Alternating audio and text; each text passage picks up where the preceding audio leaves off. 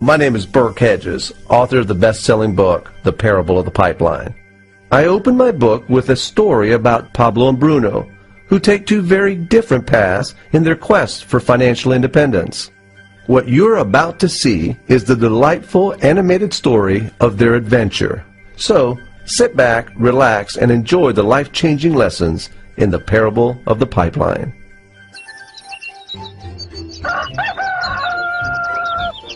Far away, in a small village, near a beautiful valley, lived two friends, Pablo and Bruno.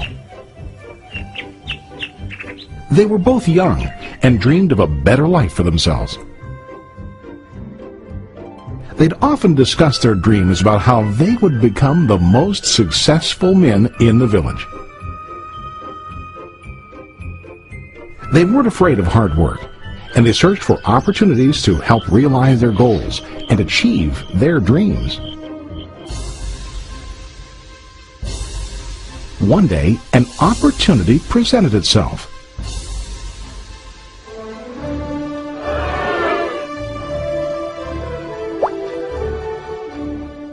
The mayor of the village decided to hire two people to bring water from a spring up on the mountain, across the valley, back down to the village.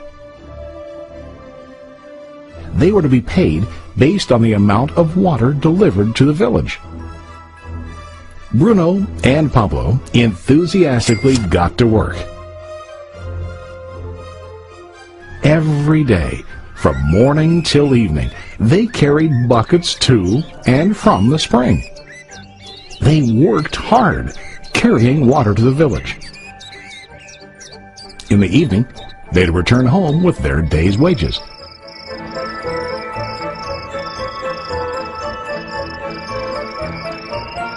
Bruno was satisfied with his work and the money he earned. He was sure that with this work he could achieve his dreams. Bruno thought that to increase his wages he could use bigger buckets to bring more water each trip. He believed with a larger income he would soon be able to buy a cow and the house that he dreamed about.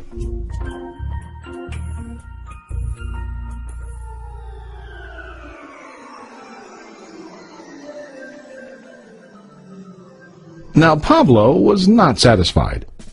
At the end of the day, his back and hands ached, and he was exhausted. He was looking for an easier way to earn more. One day an idea occurred to Pablo. He imagined building a pipeline to deliver the water from the mountain spring to the village. With this pipeline, he could get more water to the village without carrying buckets back and forth from the spring to the village. Soon, he got very excited about his idea and began to plan. Pablo, of course, shared his idea with his friend Bruno and asked him to join with him to work on and help build the pipeline.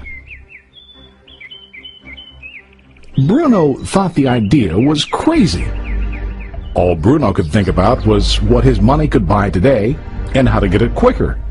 He felt that building a pipeline would slow him down and delay him in achieving his goals. Instead, Bruno got bigger buckets and went more often back and forth, fetching water. He was sure that with this method, he could make more money. Pablo decided to build the pipeline on his own.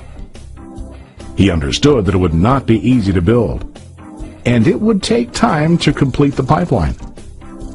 Pablo knew that it could take several years to finish, but he set his mind on his goal. Every day he worked and carried water like before. But on weekends and during his spare time, he worked hard to dig in the rocky soil and build his pipeline. In the first month, there was little to show for his work.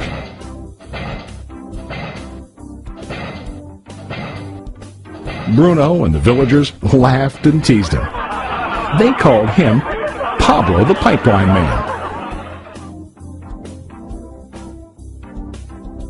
During this time, Bruno's income doubled. He already bought a cow and a bigger house. His lifestyle changed. He now spent time after work in the bar, enjoying his hard-earned wages from delivering water.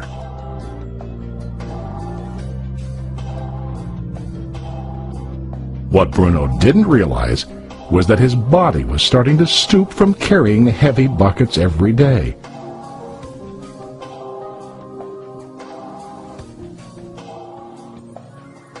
His face looked worn and his body tired. Soon, he began to carry less and less water due to the wear and tear on his body.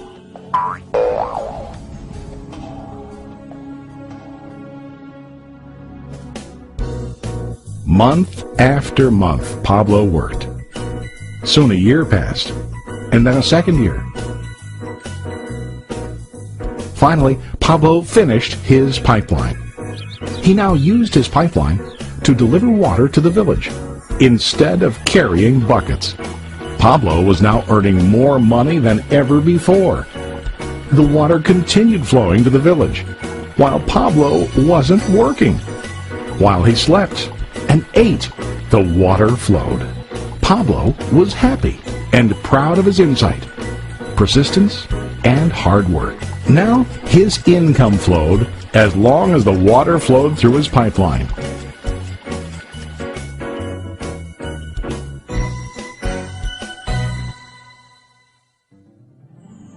The story of Bruno and Pablo is a reflection of life. Their jobs symbolize what most people do to earn money. Bruno gets his money using buckets. He goes back and forth, carrying his buckets from the spring to the village in exchange for money. To increase his income, he either has to go more frequently to the spring or to use larger buckets. It's common in real life to increase our income by working harder. For example, working overtime or getting a second job. We also increase the size of our buckets by accepting a higher paying position, which often includes spending more time on the job. Most of us exchange time for money like Bruno. We know that every person has only 24 hours in the day and that it's not possible to use all our time to work. The most difficult time comes when we can no longer exchange time for money due to age, health, or other reasons. Then, our income stops. Now let's review what Pablo did. Very wisely, Pablo did not exchange all of his time for a limited income, but he used some of his time to build a pipeline. He knew that the pipeline would bring ongoing income as long as the water flowed. An ongoing income that multiplied the time he worked each day. Pablo knew that someday, maybe because of age or health, he would no longer be able to exchange his available time for money. Pablo knew that if he could make his idea of a pipeline work, then he only has to do the hard work of building the pipeline. After the pipeline was completed, Pablo was able to monitor and maintain the flow of water to ensure that his income will continue. Pablo has shown us that to earn an income, we don't always have to directly exchange time for money. There really are better ways. How about you? Are you still like Bruno, who directly exchanges time for money? Or do you want to be like Pablo, building and maintaining a pipeline for ongoing income? If you are interested in the idea of building your own pipeline, contact the person who lent you this presentation. You can start building your pipeline today.